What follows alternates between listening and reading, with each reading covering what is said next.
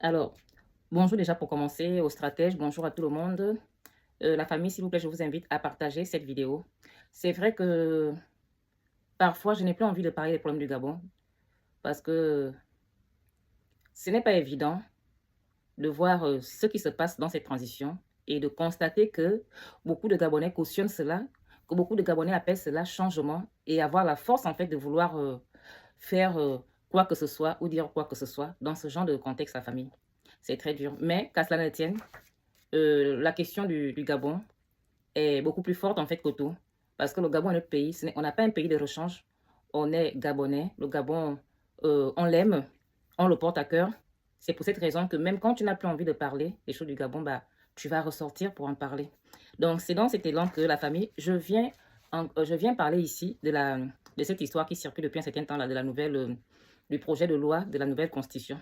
J'avais déjà fait une petite vidéo ici il n'y a pas longtemps sur l'un des points concernant cette constitution. Et donc, j'ai encore essayé de relire.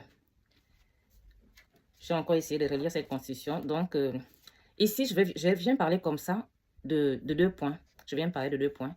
Je vais commencer ici, en fait, par l'article 53, qui fait couler, bien évidemment, beaucoup d'encre. Et a raison, la famille. Alors, avant de rentrer vraiment dans le vif du sujet, je tiens quand même à dire que c'est triste ce qui se passe au Gabon aujourd'hui dans cette transition. Que c'est triste de constater que les Gabonais sont obligés de finir encore la salive. Les Gabonais sont obligés de s'épuiser encore à dénoncer les choses qu'ils dénonçaient déjà à l'époque de Bongo Ndimba, à l'époque d'Ali Bongo, alors qu'on nous parle aujourd'hui d'un fameux changement. C'est assez triste, la famille. Parce que, de mon point de vue, ceux qui parlent ne parlent pas parce qu'ils veulent parler. Ils parlent parce qu'il y a des choses qui se passent dans ces transitions qui font parler. Surtout quand on vous chante qu'il y aurait eu une certaine libération. Et cette histoire de libération est carrément marquée sur le projet de loi de la nouvelle constitution de la famille. Ça me fait froid dans le dos. Personnellement, c'est un point qui me fait froid dans le dos. Parce que je ne vois pas, je ne perçois pas du tout un certain changement au niveau du Gabon. Il n'y a pas eu de libération du Gabon, de ce que je vois avec mes yeux. C'est pour cette raison que ça me fait froid dans le dos de voir que ça a été marqué dans le projet de loi de la nouvelle constitution que désormais le Gabon va fêter un certain 30 août la fête de la libération. C'est un peu fort quand même ce qui se passe au Gabon aujourd'hui, même si certains en fait prennent tout ceci à la légère. Parce que là, il s'agit quand même de l'avenir de ce pays, des générations, en fait l'avenir des générations futures. Ce qui se joue là aujourd'hui dans cette nouvelle constitution, que certains acclament à tout va, la famille. Ça me fait de la peine de voir le Gabon se retrouver encore dans ce genre de situation. Et pourtant, le général Oligui, au tout début, il avait des beaux discours très séduisants. Nous tous, on avait été séduits. Je ne sais pas ce qui s'était passé entre-temps pour qu'on en soit là aujourd'hui, pour qu'on détourne l'objectif réel et premier de cette transition qui consistait tout simplement à la restauration des institutions, organiser une élection transparente et permettre en fait qu'enfin le vainqueur des urnes, en fait s'asseye finalement sur son fauteuil présidentiel. Là, de ce que nous voyons aujourd'hui, du dessin, de la forme que prend la chose aujourd'hui, on va se retrouver finalement dans une situation où celui qui va organiser cette élection présidentielle sera lui-même candidat. Ce qui veut dire qu'il sera juge et parti. Juge et parti. Et pour revenir à ces quelques points, ces deux points que j'ai soulignés dans la nouvelle constitution, qui m'ont fait faire cette vidéo, quand on voit l'article 53, la famille, l'article 53, de mon point de vue, a été fait que sur la seule base de permettre seul au général Oligui d'être candidat, la famille, à la prochaine élection. Donc, on disqualifie déjà un bon nombre de Gabonais qui avaient la capacité, qui auraient bien voulu se porter candidat à cette élection. Je parle notamment de ceux de la diaspora, la famille. Je parle là aussi des Gabonais issus de la seule base de permettre seul au général Oligui d'être candidat, la famille, à la prochaine élection.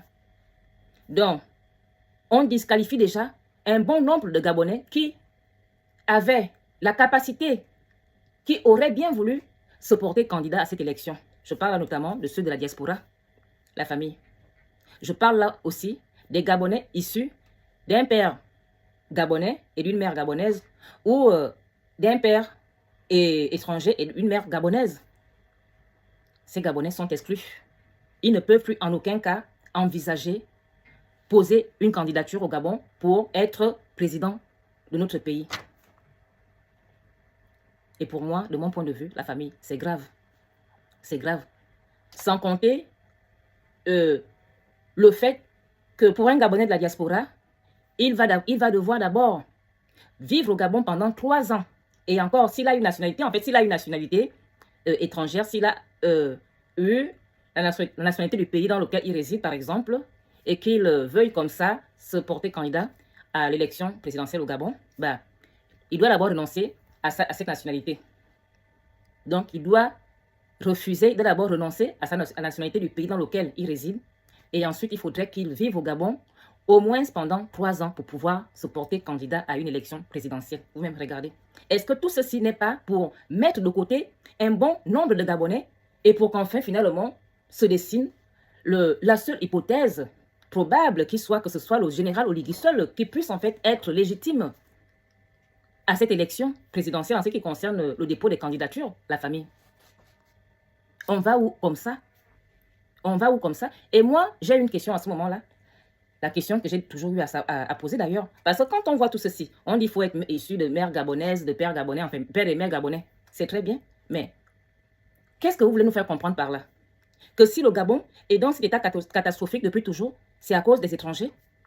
Donc ce sont les étrangers qui ont mis le chaos, qui ont foutu le chaos dans ce pays, dans ce Gabon. Qui peut croire cela, la famille? Quand on sait que même pour qu'un étranger règne dans le pays d'autrui, il faudrait qu'il ait l'approbation des autochtones de ce dernier, de ce pays, la famille. Aucun étranger ne peut partir de chez lui et venir et aller régner dans le pays d'autrui si les autochtones ne lui donnent pas la force de le faire. Donc même quand on parle souvent des Akombessi et autres, qui, je le rappelle ici, M. Akombessi, d'après ce qu'on entendait ici et là, Ali Bongo était encore là au pouvoir, que ce dernier avait eu un problème de santé. D'où on n'entendait plus trop parler d'Akombessi. Et Liban Suleiman, je ne sais pas où on l'avait envoyé, en tout cas, depuis Ali Bongo, on n'entendait plus trop parler de ce dernier non plus.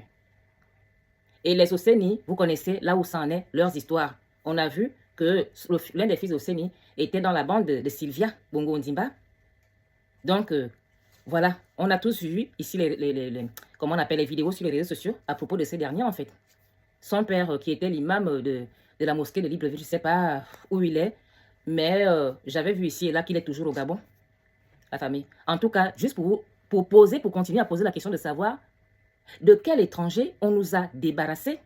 Parce que quand on voit un peu ce qui se passe dans cette transition, j'ai l'impression qu'on veut faire croire aux Gabonais qu'en fait, si on était dans cette situation catastrophique, c'était à cause des étrangers. D'où on prend tout ceci, on prend toutes ces résolutions, la famille. Hein, la famille. Quand vous lisez l'article 53, la famille, on a l'impression que, en fait, si les Gabonais ont toujours eu faim, si les richesses du Gabon ont toujours été mal redistribuées au point d'appauvrir la majorité de la population, en fait, c'est de la faute des étrangers. Mais est-ce que c'est vrai? Personnellement, c'est faux. Ce n'est pas vrai, la famille. Ce n'est pas vrai. Ce n'est pas vrai. Ce sont les Gabonais eux-mêmes qui ont toujours fait tout ce qu'ils ont voulu faire du Gabon. Ce sont les Gabonais eux-mêmes qui ont toujours donné le pouvoir aux étrangers. Donc, normalement, le problème n'est pas au niveau des étrangers. Parce que la manière dont certains veulent mettre en avant la question des étrangers au Gabon, je me dis, en fait, on ne peut pas distraire les gens comme ça, en fait. Pour moi, c'est de la distraction. C'est vouloir éloigner les gens du vrai problème, la famille. C'est pourquoi, personnellement, j'ai toujours dit ici que pour qu'on nous dise celui qui détenait le Gabon, quand on nous parle de la libération du Gabon, on dit que le Gabon a été libéré jusqu'à mettre dans le projet de loi de la Constitution, de la nouvelle Constitution, une certaine fête appelée la fête le 30 août, fête la célébration de la libération du Gabon, la famille. On nous a libérés de qui? Donnez-nous le nom de la personne en fait. On veut la connaître. On veut connaître cette personne. C'est trop facile de dire le Gabon, la libération, jusqu'à mettre ça dans la Constitution, vouloir mettre ça dans la Constitution. J'espère, la famille, qu'ils vont retirer cela. J'espère qu'ils vont retirer cela.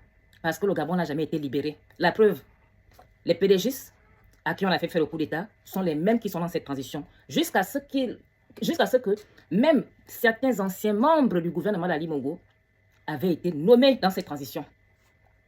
Donc, l'ancien gouvernement qui avait organisé les élections, nous connaissons tous comment les choses se passent au Gabon. Nous savons tous que c'est le PDG qui a toujours organisé les élections au Gabon, depuis toujours. Et c'est ce même PDG, ces mêmes PDGistes qui avaient organisé les élections de 2023 qui avaient conduit au coup d'État. Le coup d'État, dont le général nous parlait, le coup d'État qu'on nous chantait ici, qu'il avait été fait à cause de la fraude, parce que les élections avaient été tronquées. Mais ça avait été tronqué par qui? Par les PDGistes. On a pris les mêmes, on a mis dans ces transitions. Et on nous parle de changement. Et aujourd'hui, on est dans une configuration des choses en fait qui fait que, apparemment, on n'a plus d'opposition au niveau du Gabon.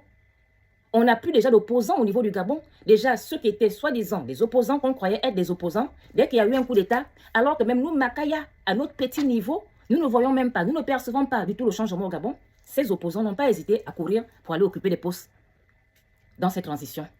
Aujourd'hui, si certains avaient été nommés au tout début et qu'ils voulaient accorder le bénéfice du doute à cette transition, mais on est à un an. À un an, nous voyons tous ce qui se passe. Ça ne va pas, la famille. Ça ne va pas. Ça ne va pas. Et voici la nouvelle constitution, le projet de loi, ce projet de loi qui vient en fait renforcer notre peur. La peur de depuis, la famille. La peur de depuis.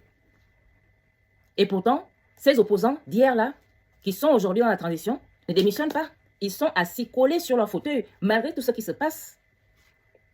Et donc, la transition ayant pris une bonne partie des opposants. Et là, il reste qui en fait du côté de l'opposition?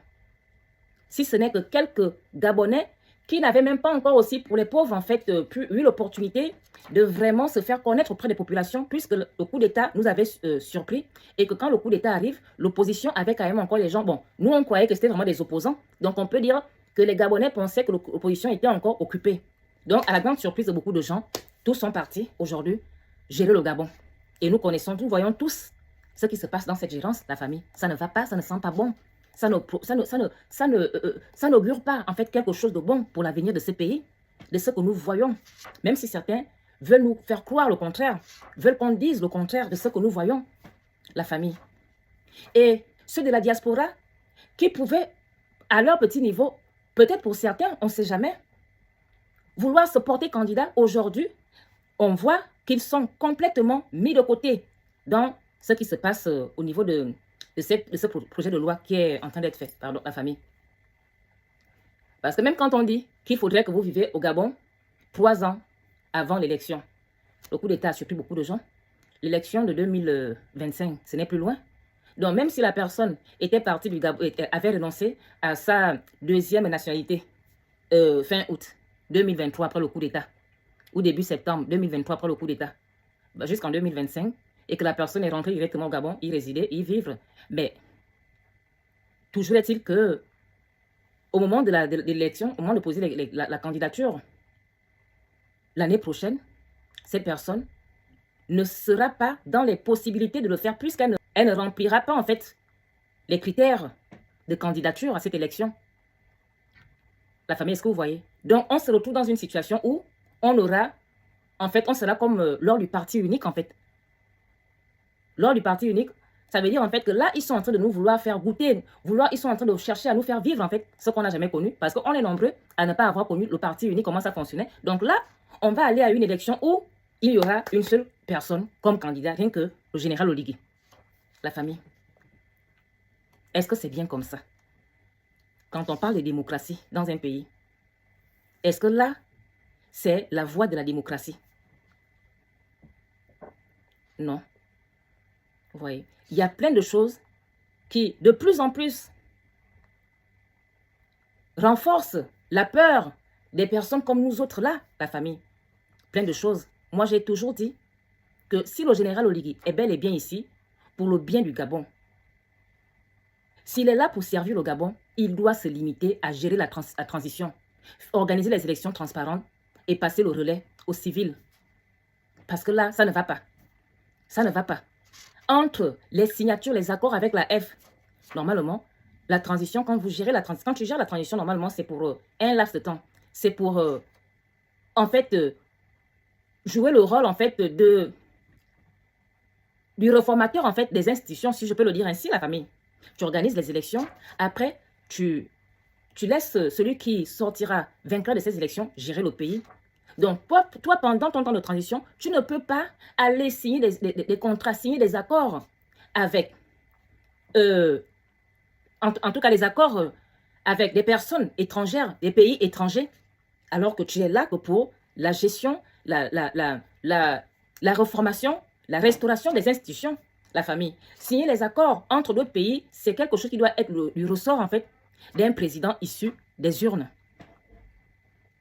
La famille. Parce que j'ai vu même cette question, cette truc, comment on appelle ça, ce passage quelque part où le président, en fait, qui s'occupe, en fait, de signer, de gérer, en fait, tout ce qui se passe à l'international. C'est normal, mais c'est un président issu des urnes, pas un président de la transition.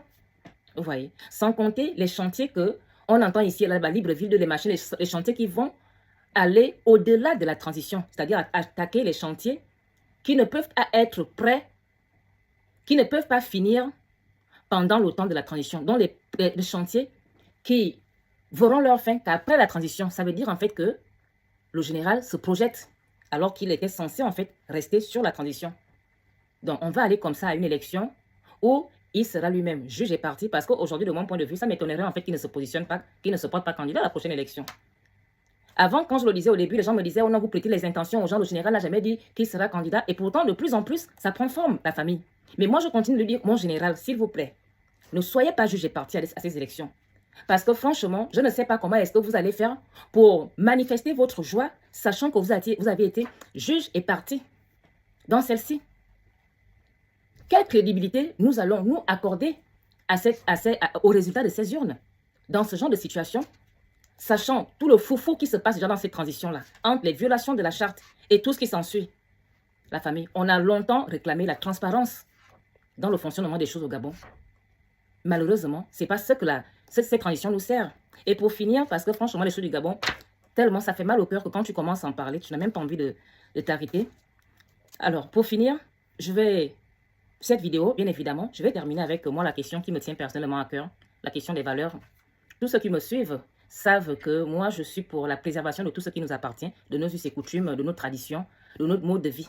Ce n'est pas l'histoire du respect des mœurs que j'ai vu dans ce projet de loi, ce projet de loi, pardon, de la nouvelle constitution. On nous parle du respect des mœurs, mais de quelles mœurs s'agit-il? J'ai parcouru en ce qui concerne le... Attendez la famille, s'il vous plaît. Excusez-moi. Le chapitre des valeurs. En fait, j'ai même commencé par...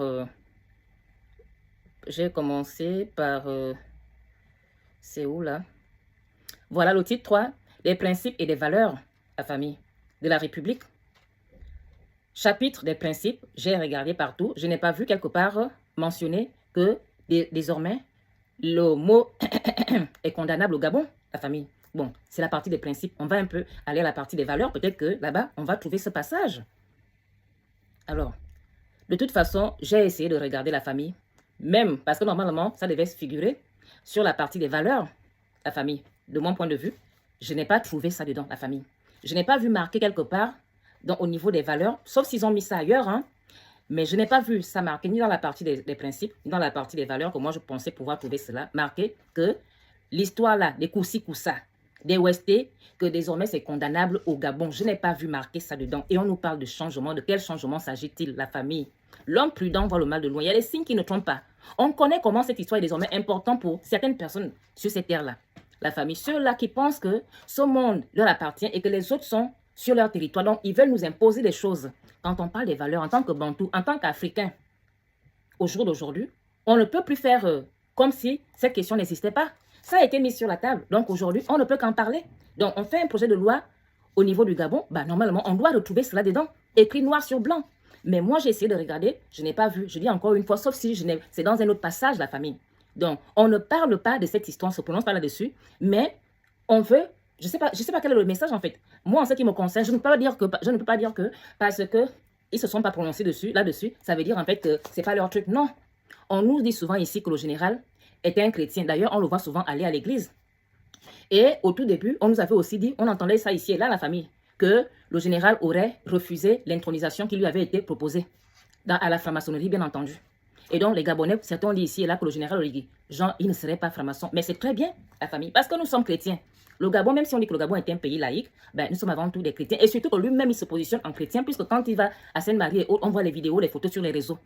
Mais en tant que chrétien, pour tout chrétien, je vais dire pour tout croyant, parce que soit chez les chrétiens ou chez les musulmans, tout chrétien, tout croyant, j'ai envie de dire, ne peut pas accepter cette histoire. Donc, au moment où certains ont mis ça sur la table, je parle en ce qui concerne au niveau du Gabon, des émergents qui, en leur temps, avaient dépénalisé cette histoire, alors que les pauvres gens vivaient tranquillement leur vie, personne ne s'occupait d'eux. Parce que quand je parle de ça ici, en fait, je n'ai rien de personnel contre les gens qui font cette pratique-là, c'est leur problème. Mais le souci est au niveau de la préservation de nos valeurs.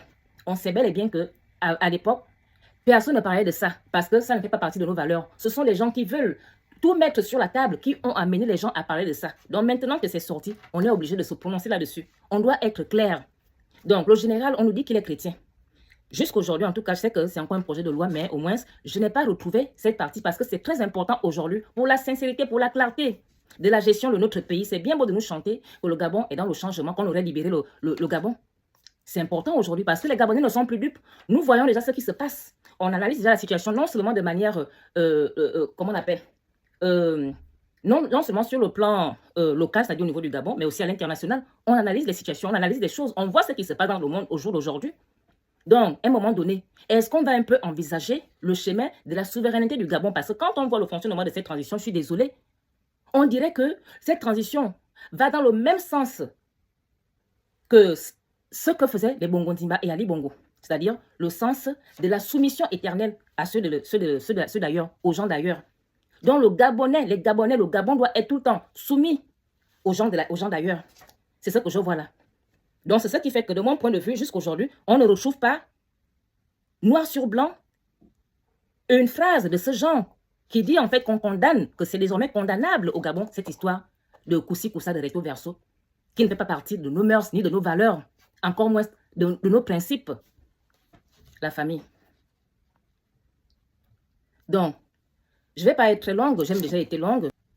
C'est triste ce qui se passe encore aujourd'hui au Gabon, c'est triste. Et c'est surtout triste d'entendre certaines personnes appeler cela changement. C'est triste de voir que on veut mettre cette histoire dans la constitution gabonaise, c'est-à-dire la fête, soi-disant, de la célébration de la fameuse libération du Gabon. La famille, c'est triste. C'est triste. Parce que cette transition était une opportunité pour le Gabon de vraiment bien se repositionner, de vraiment bien se positionner. On a longtemps souffert et on a surtout longtemps été des soumis des autres. Des soumis. Et aujourd'hui, franchement, ça fait mal de constater qu'on n'est pas sur la voie de la réelle libération, c'est-à-dire la voie de l'indépendance du Gabon, de sorte à ce que nous soyons vraiment souverains pour pouvoir prendre nos propres décisions. Je sais que c'est un projet de loi qui a été proposé, hein? Ce n'est qu'un projet de loi, la famille. J'espère vraiment qu'au final, nous allons retrouver ce passage dans cette nouvelle constitution, à savoir que c'est désormais condamnable au Gabon pour qu'on n'en parle plus, pour qu'on n'ait plus à parler de cette histoire de recto verso. La famille, encore une fois, je n'ai rien contre les pauvres gens, mais c'est la pratique qui ne passe pas, qui ne cadre pas avec nos mœurs. Les mœurs, normalement, dont on parle, on dit le respect des mœurs dans ce projet de loi, mais on dit le respect des bonnes mœurs. Mais de quelles bonnes mœurs s'agit-il?